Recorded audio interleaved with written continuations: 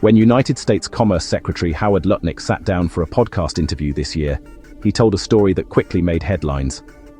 Years ago, he said, when he and Jeffrey Epstein shared adjoining townhouses in Manhattan, he and his wife walked next door for a visit. Epstein offered them a tour. Right off the living room, in a large dining room, they found a different kind of table. A massage table took up the center of the room.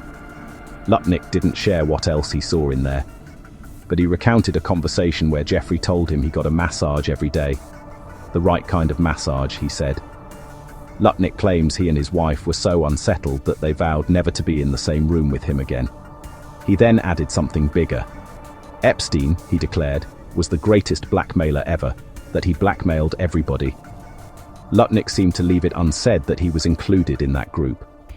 On its face, this anecdote paints Lutnick as both close enough to Epstein to glimpse the truth, yet disgusted enough to keep his distance, while actually setting up some alternative blackmail claim to inoculate against future disclosures. But when you look more closely, the account falls apart. It reads not like a brave disclosure, but like a careful exercise in self-protection, a performance designed to shield Lutnick from suspicion at the very moment Epstein's shadow is again looming over America's political class. Lutnick's first move is the balancing act. By recounting his visit, he establishes credibility. He was there, inside the townhouse, with first-hand impressions.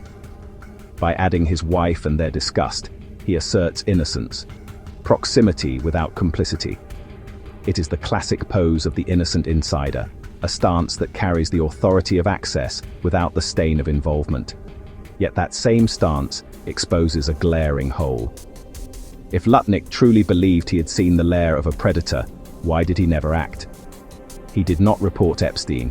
He did not warn colleagues. He did not testify when victims were pleading to be heard. His silence stretched across decades. Their time as neighbors, Epstein's 2008 plea deal, his 2019 arrest. It makes sense if Epstein had dirt on him, but after Jeffrey's death in jail, he was free to talk. His bigger concern seems to have been keeping things quiet. Only now, in 2025, does he come forward. Not under oath, not in sworn testimony, but on Podforce 1. The timing makes his story look less like moral duty and more like preemptive damage control. What's most revealing, however, is his certainty. Lutnick does not speculate that Epstein might have been a blackmailer. He says it as fact. He describes Jeffrey's MO as get a massage, again presumably from personal experience. He then says, Epstein was the greatest blackmailer ever. He blackmailed people. That's how he made money. Who were these people? Where does this certainty come from? That unexplained knowledge is the heart of the strategy. By leaving the source vague, Lutnick cultivates mystery. Perhaps someone confided in him. Perhaps victims complained. Perhaps he knows more than he can admit. He never says, and that silence makes people lean in. The audience supplies the missing link, crediting him with inside information. The gap itself becomes a credibility booster, ensuring that future statements he makes carry more weight. This is not the language of whistleblowing. Real whistleblowers reveal facts and sources. They hand evidence to investigators. Lutnick instead reveals nothing verifiable and carefully withholds the reason for his confidence. That ambiguity is not a weakness in his story, but its central feature. It keeps him looking like a man in the know, while shielding him from scrutiny. The strategy becomes clearer when we consider his position.